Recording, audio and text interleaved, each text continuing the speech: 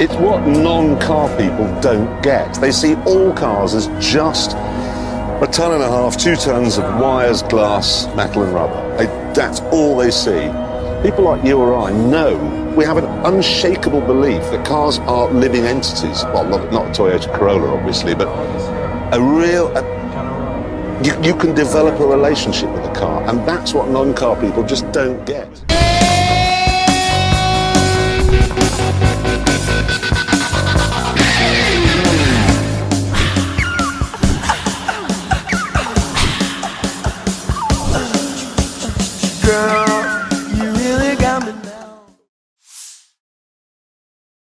Hi, how's it going? My name is Keith. I have a 1970 Chevy Chevelle here.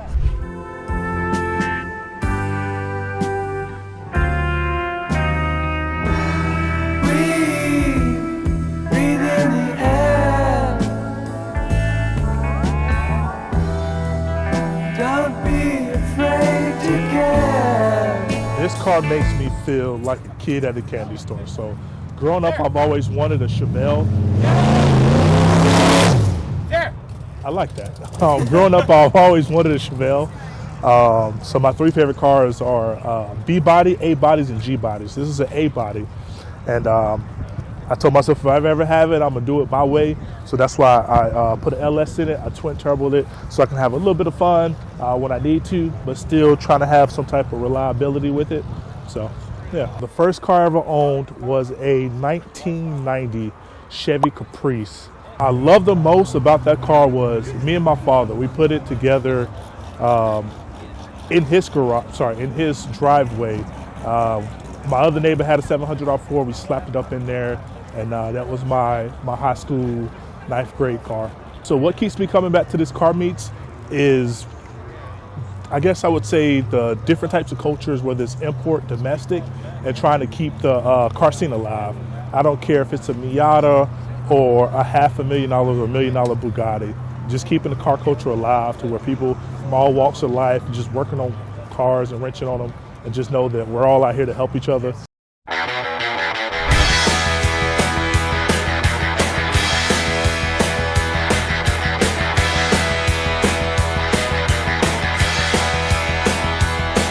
was a beautiful day.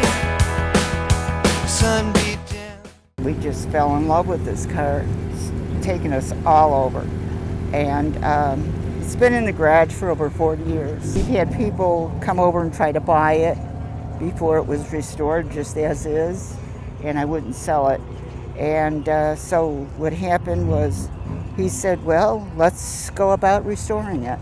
And so if it wasn't for him, it's probably still in the garage. It's got the original seats in it. We put new upholstery in it, the headliner, new carpet. Everything on it's new air conditioning, power steering, power brakes. It's got the 390S engine. It's called a S code, which is very hard to find. It's called a GTA Mustang fastback, which a GTA is very popular, but you can't find them because they didn't make so many with automatic. Most of them were standard shift. This one has the automatic, and it's got power steering, power brakes. It's got the American racing mags we put on it. That's the old style that used to be on it back in the 70s. You don't see as many classic cars because, first of all, you can't find them that have been restored, and you can't find them that are still drivable. You also respect the past, too. You know, what they put into a car, and Americans just love their cars. My name's Christian, and I drive a 1998 Lexus GS 400, and I got into the import car scene back in the 90s.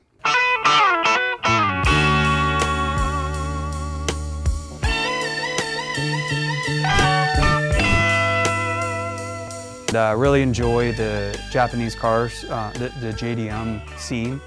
I've always enjoyed that, and it's stuck with me even up through my adulthood. So I had a 1988 Mazda B2200 truck that I made into a lowrider. And then I got into that scene, and then I got into the racing scene with it, and I ended up blowing the transmission and doing all sorts of stuff. It just was not a fast vehicle. So then I switched over to the 1995 Civic Si, and I did everything in my dad's garage. I did a clutch, I did a cam, I did ECU, I did all these crazy things to it and wasted a bunch of money. I just did all of this on my own as kind of an escape from perhaps some crazy things in my life.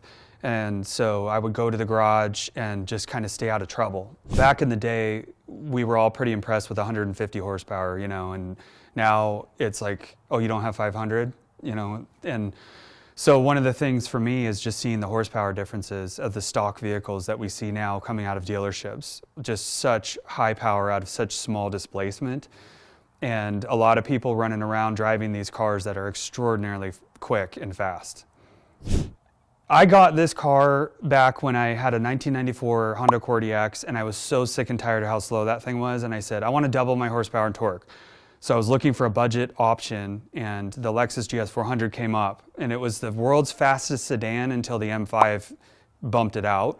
So I was like, yeah, that's good. $7,000 I got it on eBay, and it showed up with like 112,000 miles on it even, but these are so rock solid. But it got a little old because it actually was pretty slow, believe it or not, from modern car era. So minivans were basically smoking me, and I'm like, okay, that's enough. So I put a manual transmission in it, put a limited slip differential in it, a supercharger. Those are the major mods. But I also started a YouTube channel, and I got a huge following on YouTube and on Instagram for guys that like these cars. I started YouTube back when it was barely coming up. And I started it because I was in the four-wheel drive scene at that time, and I painted my wheels, and everybody's like, whoa, how did you do that? How did you paint your wheels black? And I said, I like making videos. So I threw a video up, filmed it with a calculator, and it was just super grainy. It has 2 million views at this point, which is not that good considering how long ago I did it. But that's how I got into the YouTube scene, and I started putting my foot in the door for the online presence. And I said, how can I capitalize on this? And as I went through time, time went by, I got into this, and I threw a couple videos out, and they really stuck. So I thought, there's an appetite for these cars out there. So I started kind of building this thing, getting sponsored, all sorts of stuff. And it looks pretty normal, but when you start opening the hood and looking underneath, you'll say, oh, that's a little bit different. I don't like being in the spotlight, actually. I don't like being flashy. I think if I was a multimillionaire, you wouldn't see me with a Rolex, for example. I like to just kind of be, I call this like my OEM plus build. I want it to look stock, but then when somebody takes off on me, they're like, whoa, what happened? That thing was quick. And I'm not out there trying to race people. I'm too old for that stuff. It represents my personality mainly because I'm kind of low key, but I like underneath to be excellent. Who writes wrong?